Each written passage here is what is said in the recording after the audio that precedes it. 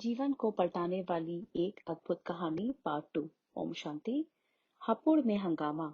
अब एक ओर तो ईश्वरीय सेवा का कार्य तेजी से बढ़ रहा था, जन जन को शीघ्र ही प्रभु संदेश मिल रहा था, और दूसरी ओर रूढ़िवादी लोग जो पोथियों की काली पंक्तियों में अड़े हुए थे, विरोध करने लगे। विरोधियों में बहुत से ऐसे गृहस्थी लोग भी सम्मिलित थे जो ब्रह्मचर्य व्रत का पालन नहीं करना चाहते थे, और इस व्रत के लिए कृत संकल्प अपनी अपनी पत्नियों पर दुर्वचनों, कठोर हाथों, डंडों अथवा लोहे की सीखों और खुरपी इत्यादि से भी प्रहार करते थे। और जब शोर मचने पर पड़ोस के लोग इकट्ठे होते अथवा जब कभी इस संस्था के बारे में चर्चा होती, तो वे अपनी वासना पर नियंत्रण न पा सकने रूप कायरता का परिचय देने की बजाय इस ईश्वरीय विश्वविद्यालय की निंदा करते। कोई कहता, इस संस्था में तो जादू है, जो वहां जाता है वो वहीं का हो जाता है, इसलिए अपने घर के किसी भी सदस्य को वहां जाने देना नहीं चाहिए। अन्य कोई कहता, अरे भाई, इनसे बचकर रहना, ये ब्रह्मा कुमारियां तो पति पत्नी को भाई बहन बनकर रहने की शिक्षा देती हैं। कुछ तो दोषारोपण करते हुए यहाँ तक भी कह देते, अजी, ये तो पष्ट भ्रष्ट लोग हैं और यूं बाहर से दिखावे के तौर पर लोगों को ब्रह्मचर्य पालन के लिए कहते हैं। कुछ ऐसे भी लोग होते जो कहते, ना जाने ये किस धर्म के लोग हैं, या ये किसी भी धर्म के लोग नहीं हैं, ये तो अमेरिका की सरकार के एजेंट मालूम होते हैं। धर्म की आड़ लेकर ये उन्हीं के लिए मुखबिर का कार्य करते हैं। इन्हें खर्च के लिए पैसे तो अमेरिका से ही आते हैं। इतना ही नहीं, कुछ लोग तो कड़ी धमकियां भी देते।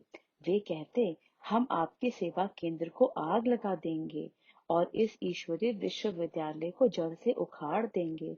जिन लोगों ने धर्म को अपना पेशा बना रखा था, वे ऐसे लोगों को खूब भड़काते। अत्याचार और पाबंदी। लोगों की इस प्रकार की बातें सुनकर कितने ही लोग इस ईश्वरीय विश्वविद्यालय के संपर्क में आने से संकोच करते, और अन्य कई पुरुष जन तो अपने परिवार की महिलाओं पर सेवा केंद्रों पर आने के बारे में कड़ी रोक लगा देते। और यदि कोई ज्ञानामृत की पिपासा के वश उनकी स्वीकृति के बिना चली आती, तो वे उस पर इतना अत्याचार करते कि जो इतना तो मालिक को अपने ठोर पर भी करने की कानूनी पाबंदी है। अफवाहें सुनने और सुनाने वाले इतना भी विचार नहीं करते कि एक ओर तो इन पर यह आरोप लगाया जा रहा है कि ये पति और पत्नी को भी भाई बहन बनाते हैं, और दूसरी ओर इनके चरित्र पर लांछन भी लगाया जा रहा है। इन दोनों बातों में तो परस्पर विरोध है। एक ओर तो कहा जाता है कि इन्हें अमेरिका की सरकार से पैसा मिलता है, और दूसरी ओर यह भी कहा जाता कि ये पैसा लेने के बारे में कितनी कड़ी हैं कि ये किसी से चंदा या दान नहीं मांगती। तो पता नहीं कि इनके पास पैसा आता कहाँ से है। इन दोनों बातों में तो परस्पर मेल ही नहीं, क्योंकि जो अमेरिका से पैसा ले सकता है, अर्थात जो येन केन प्रकोणन पैसा ही ऐंठना चाहता है, तब वो स्थानीय लोगों से भेंट किए गए पैसे को अस्वीकार करने को आत्मनियंत्रण कैसे कर सकता है। धार्मिक संस्थाओं द्वारा भ्रांतियों का प्रचार। कुछ एक स्वार्थी संस्थाएं तो पुस्तिकाओं या पैम्फलेट्स के रूप में ये निराधार बातें भी प्रकाशित कराकर जगह जगह हजारों की संख्या में बांटती थी कि दादा लेखराज पहले एक साइकिल मरम्मत की दुकान किया करते थे। वह मेरठ में माया देवी नाम की एक स्त्री को लेकर भाग गए ताकि पुलिस ने ना पकड़े। बाद में उन्होंने कलकत्ता में जाकर जादू सीख लिया, और तत्पश्चात उन्होंने कितनी भी भोली महिलाओं को गुमराह करना शुरू कर दिया। उन पुस्तिकाओं में यह झूठी बात भी लिखी होती कि दादा लेखराज को सिंध में जेल मिली थी। हाय हाय, देखो तो आज का इंसान किस प्रकार अंधविश्वास और मिथ्या मान्यताओं की दलदल में फंसा है, और किस प्रकार वो दूसरों को भी झूठे प्रचार का शिकार बनाता है। वो संस्थाएं और उनके संपर्क में आने वाले लोग कभी इस बात की पड़ताल करने का सत प्रयत्न ही न करते थे कि आखिर सत्यता क्या है। यदि वे चाहते तो दादा लेखराज के परिवार की जीवित लोगों से भी मालूम कर सकते थे कि दादा लेखराज का सही परिचय क्या है। यदि उन पर उन्हें विश्वास न होता, तो वे उनके कुछ जीवित विरोधी लोगों से भी इस बात का पता लगा सकते थे कि दादा लेखराज एक प्रतिष्ठित व्यापारी थे या साइकिल की दुकान करते थे। क्या उन्हें जेल मिली थी या उनके विरोधियों को गिरफ्तार किया गया था। परंतु उन स्वार्थी लोगों का तो लक्ष्य ही जनता को भड़काना था, इसलिए उन्होंने इस सहज सुलभ साधन को भी नहीं अपनाया। वातावरण में भ्रांतियां और उत्तेजना, इस सब का परिणाम हुआ कि लोगों में भ्रांतियां बढ़ती गईं। पंडितों, पुजारियों, कट्टरपंथियों तथा अवसरवादियों ने इस ईश्वरीय विश्वविद्यालय की घोर निंदा करनी शुरू की। यद्यपि उन्हें सोचना तो ये चाहिए था कि ईश्वरीय संस्था देश की माताओं, बहनों व कन्याओं में एक नई जागृति, एक नई चेतना लाकर फिर से भारत के भाल को उज्जवल करने का महान कार्य कर रही हैं, और कि ये ब्रह्मचर्य की पालना, आहार विहार की शुद्धि तथा संयम, नियम और साधना एवं सदाचार और सात्विकता की प्रबल प्रेरणा देकर ग्राम ग्राम में शंख ध्वनि करके ये भारत में एक श्रेष्ठ समाज का निर्माण कर रही हैं। परंतु वे उसे अपने लिए एक ईर्ष्या का विषय बना रहे थे, और शताब्दियों से नारी का तिरस्कार, सुनने सुनाने की लत बढ़ जाने के कारण वे पुराने पोथों से व्यामोह छोड़ना असंभव मान बैठे थे, और इसलिए वे खंडन, मंडन तथा जनता को भड़काने के धंधे में लग गए। इसके परिणाम स्वरूप नगरों में भड़काए और उकसाए हुए लोगों ने सेवा केंद्रों पर उत्पात मचाया, डराया और धमकाया भी। ये तो संसार की रीति चली आई है कि जब कोई सत्यान्वेषी या सुधारक किसी कुरीति, कुप्रथा या मिथ्यावाद के विरुद्ध आवाज उठाता है, तो लोग उसका डटकर विरोध करते हैं, उसकी खूब निंदा करते हैं और उस पर अत्याचार करने से भी नहीं हिचकिचाते। इतिहास इस बात का साक्षी है कि प्रायः हर एक धर्म स्थापक के साथ उस जमाने के लोगों ने ऐसा ही व्यवहार किया।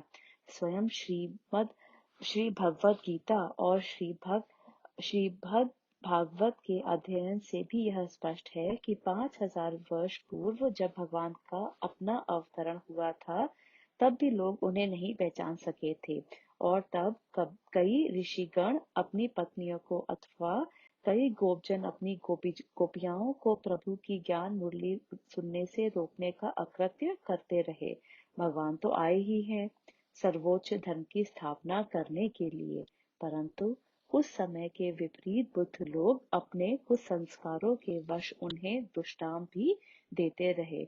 उसी वृत्तांत की पुनरावृत्ति ही तो अब हो रही है। हापुड़ में सेवा केंद्र के विरुद्ध आंदोलन, इन्हीं वृत्तांतों से एक का उल्लेख यहाँ करना अस्थानीय नहीं होगा। ये किस्सा सन 1969 का है। घटना का मुख्य स्थल हापुड़ था। हापुड़ में इसी ईश्वरीय विश्वविद्यालय का एक सेवा केंद्र था। अन्य केंद्रों की तरह वह भी स्थानीय लोगों के निमंत्रण पर खुला था।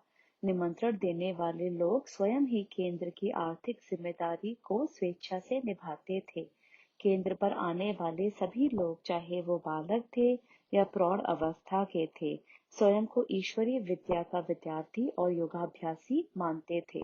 अपने जीवन को पवित्र बनाने के लिए और योग की उच्च स्थिति का आनंद रस लेने के लिए वे स्वेच्छा से ब्रह्मचर्य व्रत का तथा अन्य नियमों का पालन करते थे। फैशन और दिखावे से दूर रहते थे। बाजार में बिकने वाले मिष्ठान अथवा विकारी लोगों द्वारा तमोगुणी स्थिति में बनाए गए भोजन का परहेज करते थे, और शत विकारों को अपने साधना पथ के शत्रु मानकर उन पर विजय पाने के पुरुषार्थ में लगे हुए थे। उन लोगों में कुछ ऐसे व्यक्ति थे जो अपनी पत्नी व अपने बच्चों सहित केंद्र पर आते थे, और कुछ ऐसी महिलाएं भी थीं जिनके पति अथवा कुटुंब के अन्य सदस्य या तो इस कारण नहीं आते थे कि वे अधिक व्यस्त थे, और या इसलिए नहीं आते थे कि उन्हें उसमें रुचि न थी, अथवा वे ब्रह्मचर्य के पालन को अपने लिए बहुत ही कठिन समझकर इस पथ पर चलन में स्वयं को असमर्थ मानते थे। आने वाली महिलाओं में ऐसी महिलाएं भी थीं जिन्होंने किसी स्कूल या कॉलेज में कोई उच्च शिक्षा नहीं ली थी, परंतु निस्संदेह उनमें व्यावहारिक बुद्धि तो बहुत थी। और विशेष बात यह है कि वर्षों तक अन्य संस्थाओं पर वे प्रवचन सुनती रही थी, और अन्य संस्थाओं सतत तथा पूजा स्थानों पर बताई गई साधना भी जहाँ तक उनसे हो सकी वे करती रही थी। यद्यपि इससे उनके जीवन में कोई उच्च आध्यात्मिक लाभ नहीं हुआ, अतः यह बात खुले तौर पर कही जा सकती थी कि उन्हें धर्म के विषय में बड़ी रुचि थी, साधना के लिए बड़ी लगन थी और पीढ़ी दर पीढ़ी सुनाई चली आने वाली कथाओं कीर्तनों से वे भली भांति परिचित थीं। अब जब से वे यहाँ आने लगी थीं, तो उनमें एक नई जागृति आई थी और वे अपने जीवन को त्यागमय, तपस्यामय, सात्विक और ईश्वरीय नियमों के अनुकूल बनाकर चल रही थी। क्योंकि यहाँ ईश्वरीय सेवा केंद्र पर व्यक्तिगत रूप से भी प्रैक्टिकल रीति जीवन को उच्च बनाने पर ध्यान दिया जाता था। विरोधियों का संगठित होना। अब उन माताओं द्वारा ब्रह्मचर्य व्रत को धारण करने के कारण उनमें से कुछ के पति, जिनके संस्कार विषयोन्मुख थे और जो सांसारिक इच्छाओं की पूर्ति में लगे हुए थे, वे उन पर क्रुद्ध थे।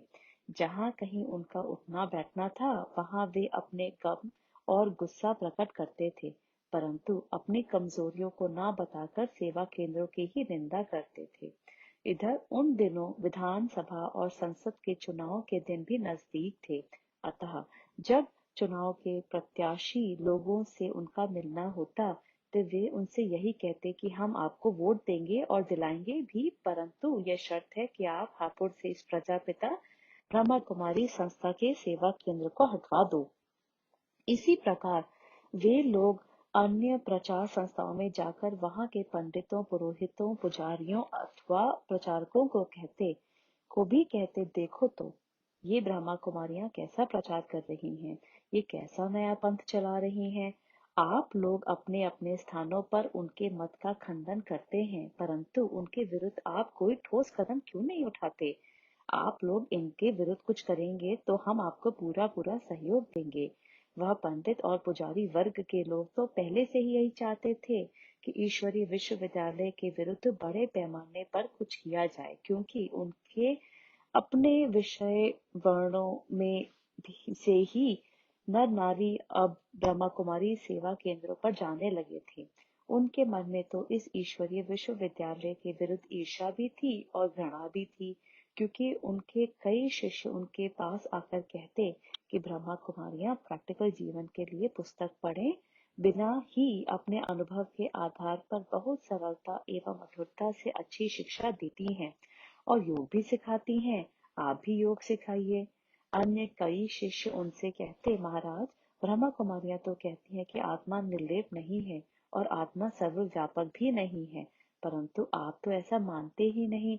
आखिर सत्य क्या है। इस प्रकार की बातें सुनकर उनके मन में क्रोध भर गया था। वे कहते, ये कन्याएं माताएं भला क्या ज्ञान दे सकती हैं। इस प्रकार सभी एक दूसरे को भड़काने लगे और बढ़ा चढ़ाकर आग में घृत और ईंधन डालने लगे। आखिर पुजारियों और पुरोहित वर्ग भी विभिन्न राजनीतिक दलों के नेतागण तथा वासनाओं की आपूर्ति के कारण असंतुष्ट लोग परस्पर मिल गए और उन्होंने एक समिति का गठन किया। राजनीतिक लोगों की आंख आने वाले चुनाव पर लगी हुई थी और हर एक दल का नेता यह चाहता था कि उनका दल इस आंदोलन में सबसे आगे रहे, ताकि जनता से यह मानने लगे कि ये पार्टी जो भी कार्य अपने हाथ में लेती है उसमें पूरी तरह से सक्रिय हो जाती है और उसे सफलता तक ले जाती है।